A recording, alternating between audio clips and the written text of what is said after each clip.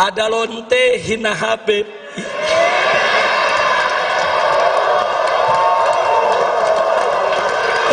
Pusing ampe lonte ikut-ikutan ngomong.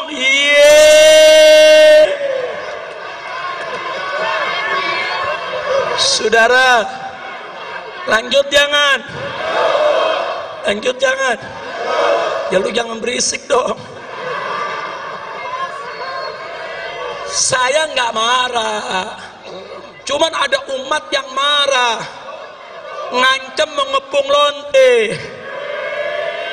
Polisi kalang kabut jagain lonte. Iya.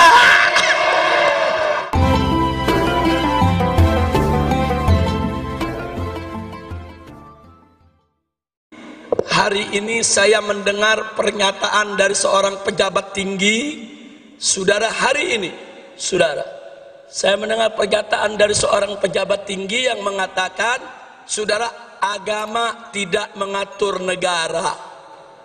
Inna lillahi wa inna ilaihi raji'un.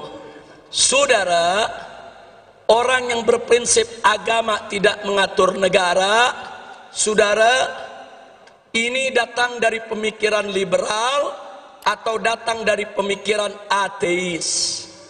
Pemikiran liberal adalah mereka-mereka yang ingin membebaskan diri mereka dari ikatan agama. Sedangkan pemikiran ateis, saudara, mereka-mereka yang ingin mengatur kehidupannya tanpa ada ikatan kepercayaan kepada Tuhan, saudara.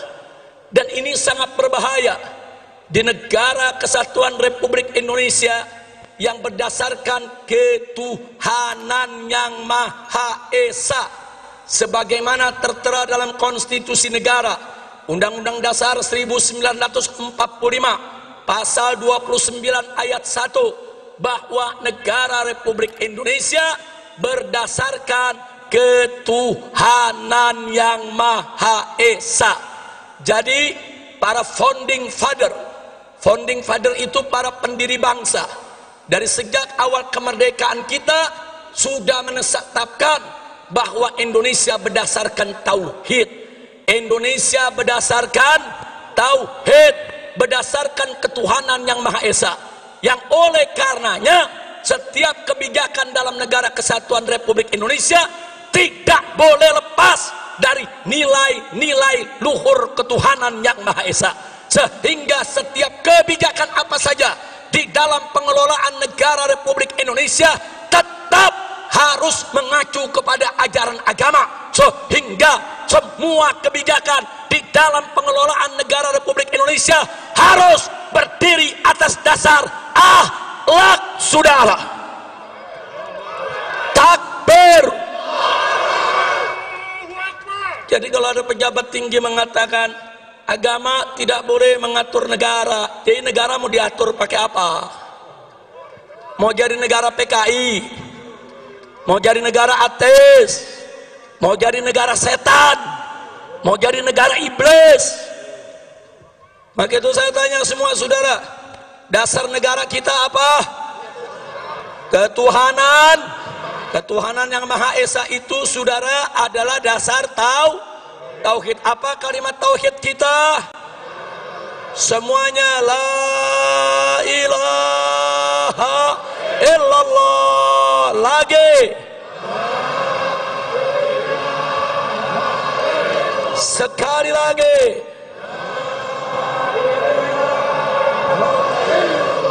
takbir. Nah, jadi kita mau ingatkan dari mulai presiden dan para menterinya sampai pejabat yang di bawah, ingat, Indonesia adalah negara tauhid. Sekali lagi kita ingatkan kepada mereka, Indonesia adalah negara tauhid, negara berdasarkan ketuhanan yang Maha Esa, sesuai apa yang tertera dalam Undang-Undang Dasar 18 Agustus 1945 pasal 29 ayat 1 yang berbunyi negara Republik Indonesia berdasarkan ketuhanan yang Maha Esa. Jadi kalau kalian ingin menyingkirkan ajaran agama, ingin menyingkirkan aturan agama, ingin menyingkirkan ajaran Islam dari pengelolaan negara, berarti kalian ingin mengangkangi konstitusi, ingin menghancurkan negara ini, dan ingin menghancurkan dasar betul? Maka itu saya mau tanya, siap jaga ketuhanan Yang Maha Esa? Siap jaga negara Republik Indonesia? Takbir! Jadi saya ingatkan kepada semua ya ikhwan, saya nggak peduli siapapun orangnya saudara, mau presiden, mau menteri, mau para jenderal TNI dan Polri, hati-hati kalian. Kalau kalian ingin menyingkirkan agama dalam pengelolaan negara Republik Indonesia, berarti kalian ingin melawan agama, kalian menantang agama. Demi Allah, kami tidak akan mundur walaupun selangkah, saudara. Takbir! Takbir! Takbir! Nah baiklah, jadi saya mau garis bawahi, ucapan agama tidak boleh ngatur negara, itu ucapan nggak punya akhlak,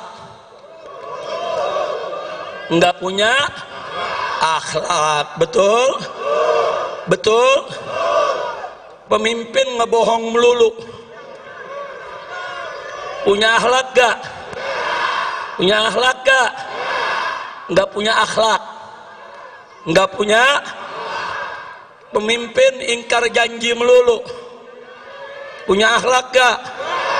Punya akhlak gak? Punya akhlak gak?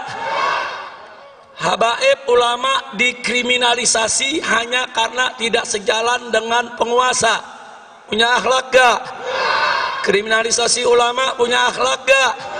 Ayo jawab yang kompak, punya akhlak gak?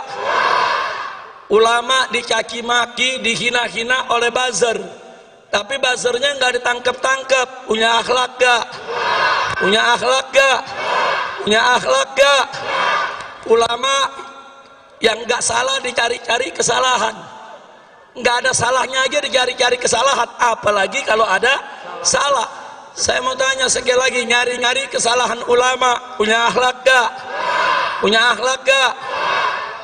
Nah, saya mau tanya lagi, biar anda yang putusin semua saudara, supaya nanti anda tahu apa yang dimaksud revolusi akhlak. Ada santri dari Pasuruan saudara, nyindir presiden, nyindir Kapolri, langsung ditangkap, dipenjara, diadili, dituntut 4 tahun penjara dan dipenjara 3 tahun saudara, sambil dipakein baju tahanan, masuk televisi. Polisinya saudara dengan gagah mengatakan, orang ini tidak tahu diri, tidak pantas tinggal di NKRI karena menghina presiden. Baik ya Wan, nggak apa-apa, nggak apa-apa. Taruhlah si santri salah, taruh si santri salah, santrinya di penjara 3 tahun, nggak apa-apa. Cobaan buat dia saudara. Insya Allah Allah naikkan derajatnya. Amin ya rabbal alamin. Tapi saudara, yang uniknya saudara, ada anak cukong Cina. Anak cukong Cina pegang foto presiden, dicaci maki, dipukul-pukul itu foto, diludahin. Itu yang difoto dikatakan kacung dia. Bahkan dia bego-begoin dan diancam, gua mau bunuh, gua mau tembak, nggak ditangkap.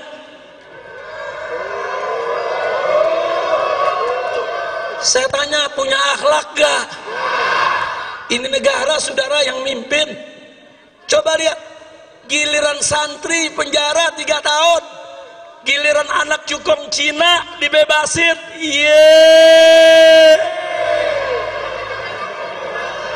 Saya jadi ingat Amiye lagi nih. Saya tanya, kacau gak? Kacau gak? Santri nyindir presiden penjara 3 tahun, anak cukong Cina hina presiden, ngancem bunuh presiden, dibebasin.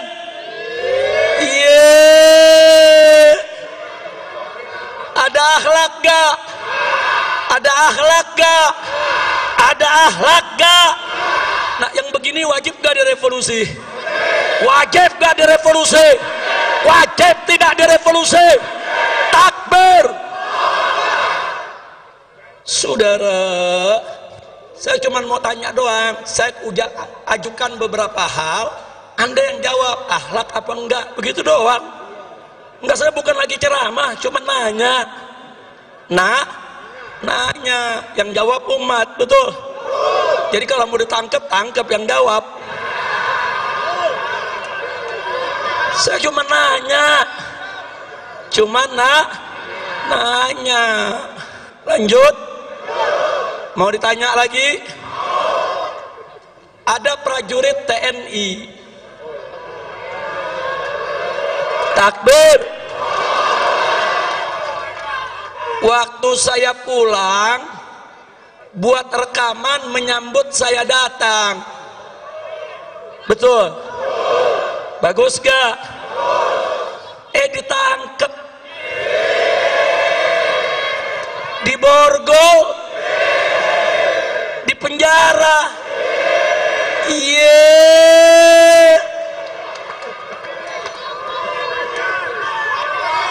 Baik, katanya melanggar disiplin militer. Katanya tidak sesuai Sabta Marga. Unyil. Saya kenapa di sini jadi inget unyil lagi ya? Udah lama lupa, Beb. Udah 3,5 tahun nggak ceramah. Ingat unyil, ingat Lanjut. Perhatikan baik-baik. Seorang prajurit TNI menyambut kepulangan seorang Habib, diborgol, ditangkap, dipenjara. Yang menarik, cukong Cina lagi. Cukong Cina, saudara, digotong-gotong, dibopong-bopong sama prajurit Brimob. Digotong-gotong. Ini Cina pakai nama Datuk Tahir. Jadi orang kalau dengar namanya kan nggak tahu dia Cina. Datuk Tahir dari Mayapada, saudara. Ini cukong Cina digotong-gotong, dibombong-bombong rame-rame oleh para prajurit Brimob. Nggak ada masalah, saudara. Lalu kenapa ada prajurit TNI sekedar mengucapkan selamat datang kok harus ditahan? Kurang ajar. Betul? Maka itu saya mau tanya, itu yang begitu-begitu ada akhlak gak? Ada akhlak gak? Prajurit TNI cinta sama Habib, bagus gak? Ditahan. Saya tanya, ada akhlak gak? Ada akhlak gak? Cukong Cina digotong-gotong sama prajurit Brimob, berakhlak tidak? Berakhlak tidak? Giliran cukong dibopong-bopong, saudara, dianggap nggak melanggar disiplin. Tapi giliran ada prajurit TNI cinta sama ulama, langsung main pegang, main tahan, main borgol. Kurang ajar, tidak punya akhlak. Betul. Lanjut. Ada lonte hina Habib.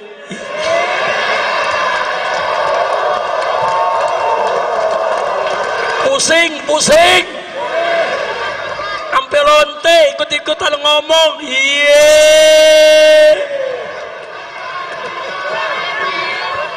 Saudara, lanjut jangan. Ya lu jangan berisik dong. Saya nggak marah, cuman ada umat yang marah, ngancam mengepung lonte. Polisi kalang kabut jagain lonte. Iya.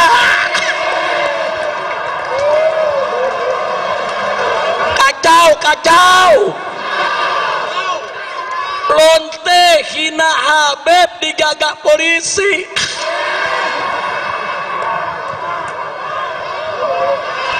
Kacau tidak?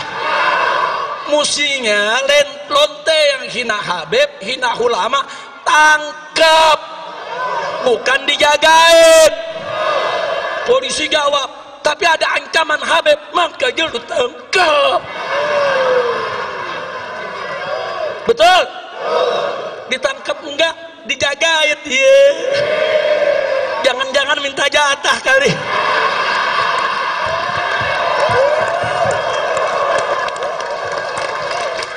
Kacau. Saya ngelihat begini sakit jadi baik. Mudah-mudahan gak sakit lagi dah. Amin. Udahlah, jangan diterusin dah. Udah biarin lonte, biar rame lonte aja dah ngomongnya. Kira-kira jelas gak? Lanjut. Saudara, Indonesia bikin undang-undang namanya Omnibus Law. Undang-undang apa? Omnibus Law. Niatnya sih bagus, katanya untuk mempermudah dan memperlancar dunia usaha, katanya. Untuk meringkaskan lebih dari 70 undang-undang dalam satu undang-undang saja, katanya. Lalu bagaimana sikap kita? Ya kalau untuk kebaikan sih ya nggak ada masalah. Cuman yang jadi masalah, saudara, ini undang-undang prosesnya lucu. Dari 800 halaman jadi 900-an. Dari 900 naik jadi 1000-an. Dari 1000 turun lagi jadi 812. Dari 812 naik lagi jadi 1000 sekian. Nih lagi bikin undang-undang, apalagi bikin kwitansi warung kopi. Betul. Yang namanya bikin undang-undang, saudara, ini saya mau kasih tahu nih, masyarakat mesti paham nih semua nih. Yang namanya undang-undang sebelum dibuat, sebelum disidangkan, saudara, DPR itu harus mengundang tokoh masyarakat dari semua elemen, saudara. Undang ulamanya. Loh, kenapa ulama mesti diundang? Karena dalam undang-undang Omnibus Law ada hal-hal yang menyangkut agama. Undang juga, saudara, ormas-ormasnya, saudara. Undang juga pengusahanya, undang juga buruhnya, undang juga mahasiswanya. Ajak dulu dialog. Gak boleh langsung bikin undang-undang, saudara. Karena DPR itu wakil rakyat, bukan wakil partai. Betul. Ada nenek-nenek ngomongnya salah melulu, saudara. Sampai presiden aja dibilang petugas partai. Orang kalau sudah jadi presiden, saudara, itu kepala negara buat semua rakyat Indonesia, bukan petugas. Kalau mau jadi petugas partai, lu berhenti jadi presiden.